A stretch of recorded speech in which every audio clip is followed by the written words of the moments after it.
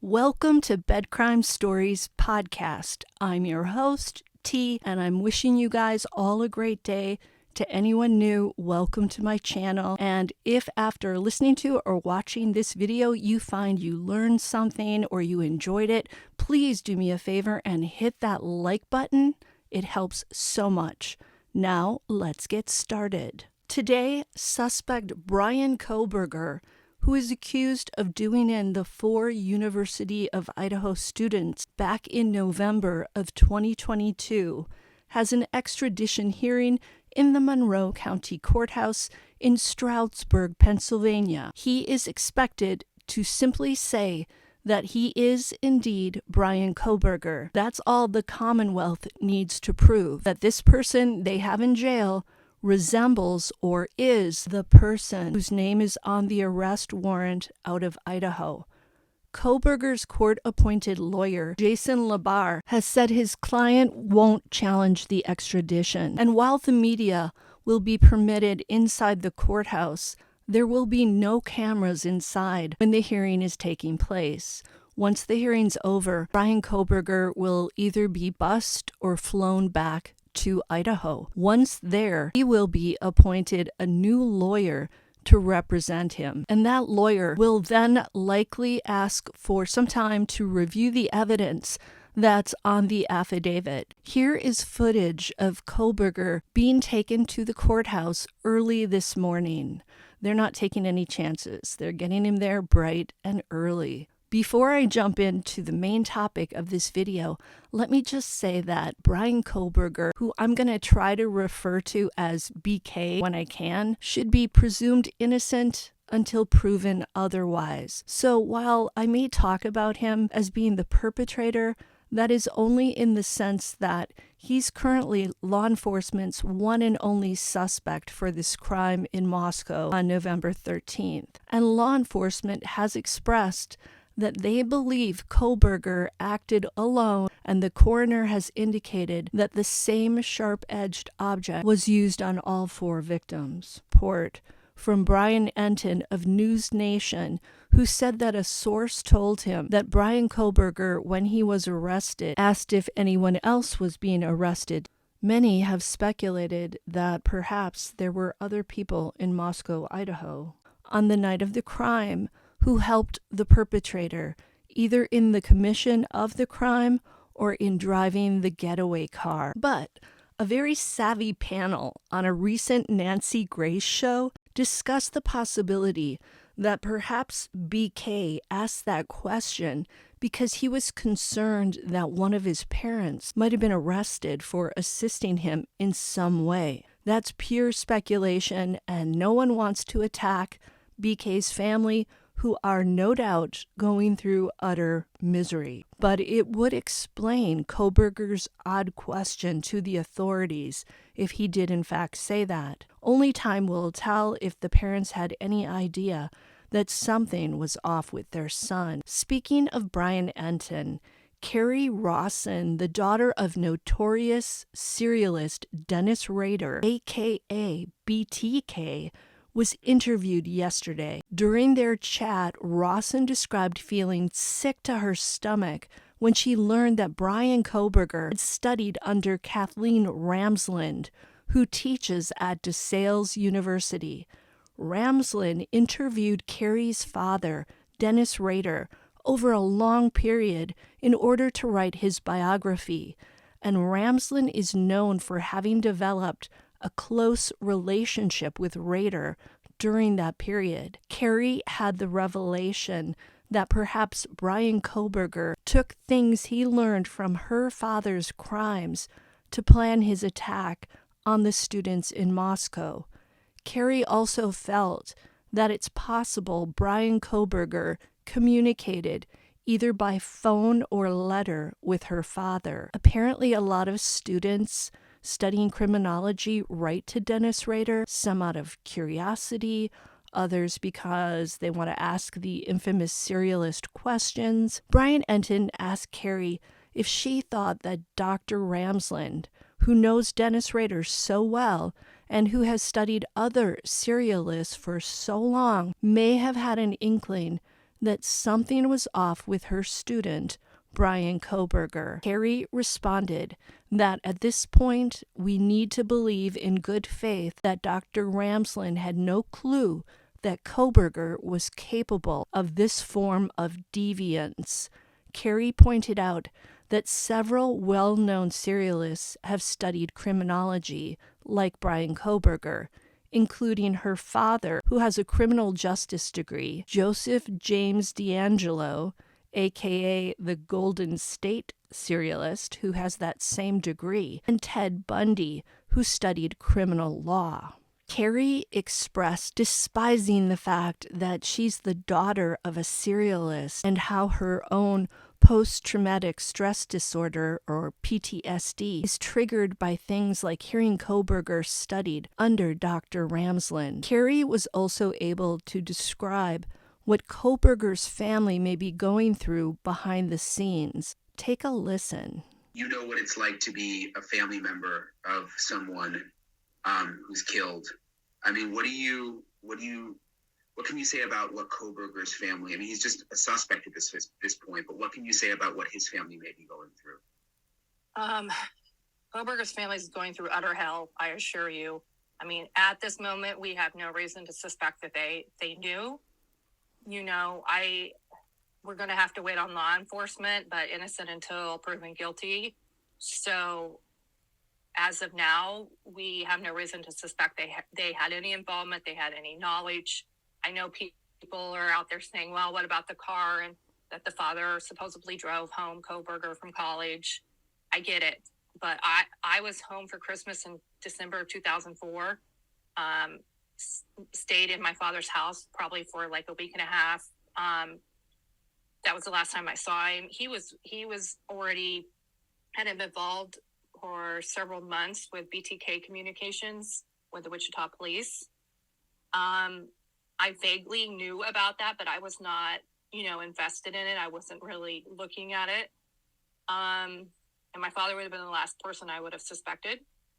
So I got the FBI knock at like around noon in Michigan. I lived outside of Detroit at the time. But it was like a detective team with what I understand, like support from a SWAT team that went in and notified my mom because they didn't know if my father had rigged the house. They didn't know what they were walking into. They didn't know if my mom was involved. So they needed to be safe. So I can understand the approach they took and why they did it at night. I also know, like, in my father's case, they highly suspected my father, but they wanted to confirm it with DNA. So they watched him, would set up like a car with detectives and kept an eye on him for days, surveillance, or 4 or 5 days before they arrested him, waiting on DNA to come back. And they used my DNA. I was one of the first familiar DNA cases to catch one of these people. I might have been the first, I'm not sure. So it's a lot. We don't yet know much about Brian Kohberger's family, other than he has a 67-year-old father named Michael Kohberger Jr., who was a maintenance worker for the Pleasant Valley School District in Effort, Pennsylvania, from 2006 through June of 2019, as well as a 62-year-old mother named Marianne, who worked for that same school district as a paraprofessional assisting teachers until around 2020. Brian Kohberger also has 2 older sisters, Amanda and Melissa. The Kohbergers have been described by at least one of Brian's former friends as good people. Brian's mother was called the most warm-hearted, kind individual by Brian's former classmate, Deja Mann. Another former friend said that the parents had been through a lot with their son. He pointed out BK's addiction in high school to the big H. It does sound like BK's parents must have been tested, watching their son be bullied, then seeing him lose an incredible 100 pounds of weight, get addicted, then turn aggressive and start bullying other kids. No doubt they watched Mostly Powerless, as their son Brian struggled with all those issues. And then they were witness to an FBI raid on their home, where a team of officers came inside, shackled their son, and arrested him. Despite the horror of their son being charged in the brutal crime that occurred in Moscow, Idaho, they are, at least so far, standing by him. But let's talk about BK's white Elantra and the road trip he took with his father from Washington to Pennsylvania in mid-December.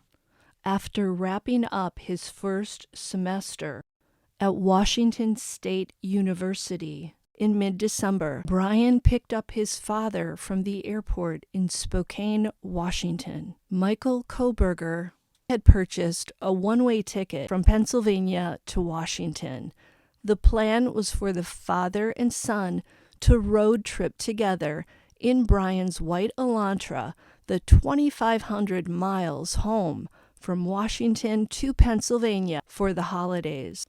According to a reporter from Law and Crime, she was told by Brian Kohberger's court-appointed attorney, Jason Labar, that this road trip had been planned since the beginning of Brian's school year at Washington State University. Whether we choose to believe that or not is our decision at this point. This road trip strikes me as very odd for several reasons. First, we've learned from Brian's lawyer that the pair were pulled over twice during that journey for speeding and tailgating in Indiana. I don't know who was driving, but 2 tickets seems like a tad much. Wouldn't you think that the one who wasn't driving would have kept tabs on the other ones driving, unless the passenger was asleep during the speeding and tailgating instances?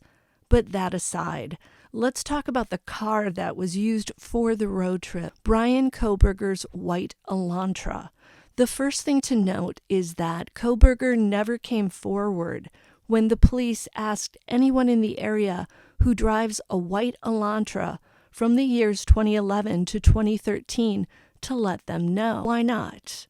That alone doesn't point to guilt 100%, but it is a question that begs answering. And yes, I have heard that BK's Elantra is a 2015, but still, it's close enough, right? Next, if BK really is the person who committed this messy and brutal crime, then I would have thought he would not want his father anywhere near his apartment or near his now infamous white Hyundai Elantra.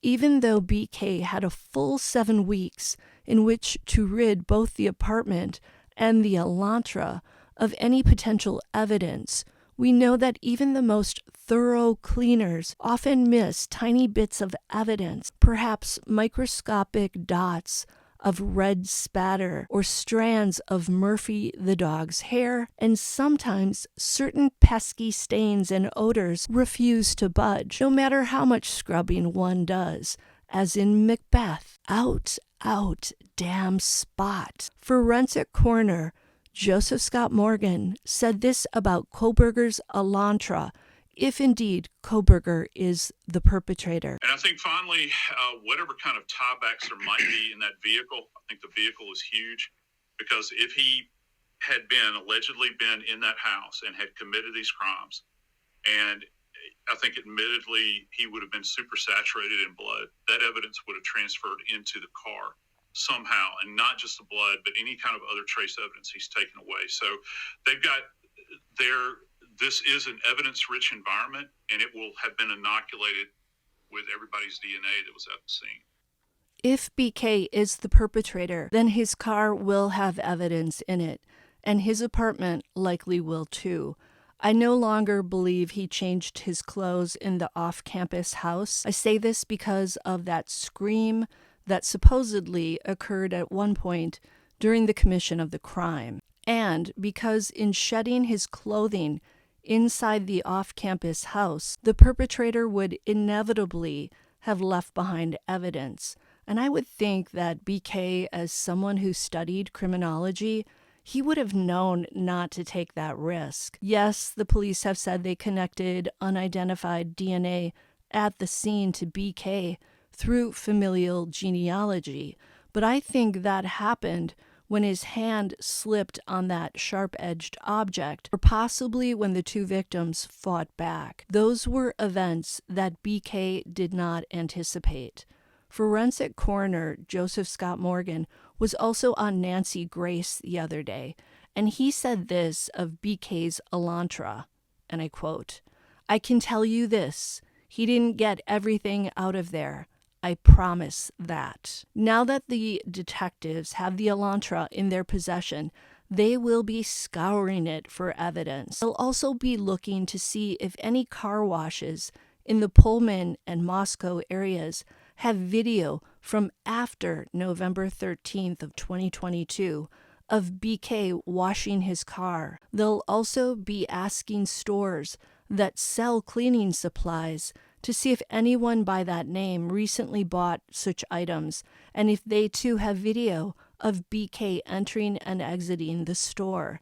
And I'm sure they'll be on the lookout for any reports from BK's neighbors of him being seen washing the ELANTRA. Back to the road trip. A 2,500-mile road trip across the United States seems like a very long trip for winter break, especially when you consider all the potential weather issues one might face along the route, and also that you would then need to drive back to Washington and cover those same 2,500 miles through possibly more snowy and icy conditions. Might this trip in the ELANTRA have been BK's attempt at getting that car that everyone was looking for out of Pullman and away from nearby Moscow? Do we believe this trip was planned all along, or was this a decision that was made post the crime? That's going to depend on who we choose to believe. It will also depend on, maybe, the date when the plane ticket was purchased by Michael Kohberger. I heard criminal profiler John Kelly say that people who commit crimes in which they do others in, typically right after the crime, want to put as much distance as they can between themselves and the victims. Once BK heard the police announce that they were looking for that white ELANTRA that was spotted near the crime scene around the time of the attack and also videotaped by that gas station, I'm thinking he likely wanted to put as much distance between himself and his white ELANTRA. Having his car spotted near the crime scene and being caught on that surveillance camera footage were other things that the perpetrator likely had not anticipated. So the question is, was this road trip BK's idea because it was a way to get the ELANTRA far away from Pullman, Washington, and Moscow, Idaho? Or was it a trip that was planned the whole time, but then voila, the crime happened, and this was a convenient way to get that ELANTRA far away? Kohberger's parents live in a gated community where the properties are 1 acre or more, and there's a lot of green space between the houses. The Kohberger's property is actually near the Poconos Mountains, and there's much in the way of wooded areas nearby. Did Brian maybe have a plan to ditch the ELANTRA somewhere in Pennsylvania, maybe hide it in a shed, roll it into a body of water, or pay a junkyard to crush it into a large metal pancake? Was BK planning to find another car to drive back the 2,500 miles to Washington? Or did he maybe tell his parents that he didn't need a car in Pullman because he could walk to all the places he needed to go? I have to believe that 2,500-mile road trip was part of the plan, at least the plan in Brian's head, that might not have been known by his father and his mother, to rid himself of this very damning piece of evidence, that white ELANTRA.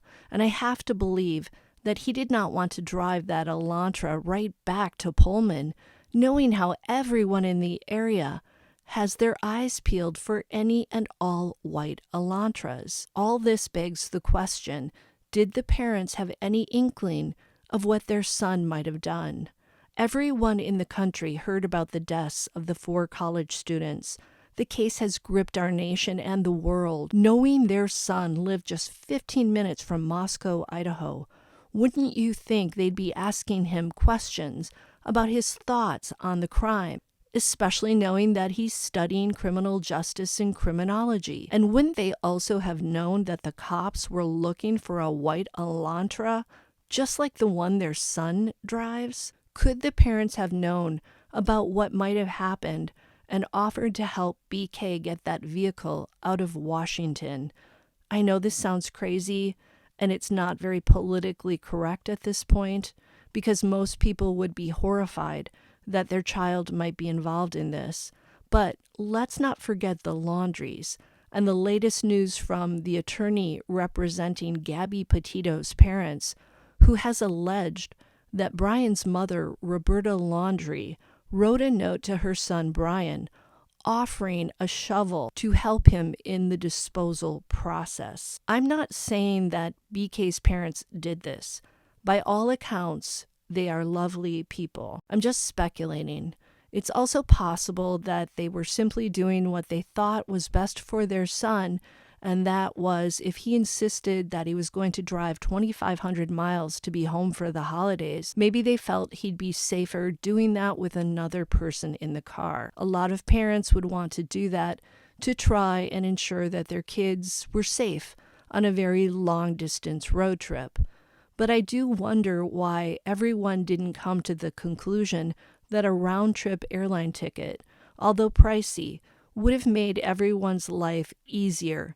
After all, Michael Kohberger had to purchase a one-way ticket anyway, and then he had to get into the ELANTRA with his son and drive all the way back to Pennsylvania, 2,500 miles through some areas of snow, sleet, and rain, no doubt. One-way tickets sometimes cost more than round-trip ones.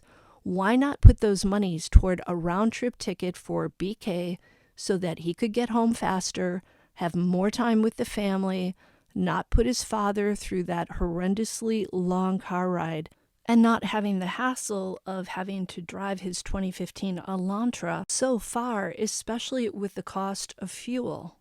Consider all this against the backdrop of BK having to get rid of that ELANTRA. Until the next time on Bed Crime Stories, do me a favor, smash that like button, leave me a comment, let me know what you think, and I'll see you next time.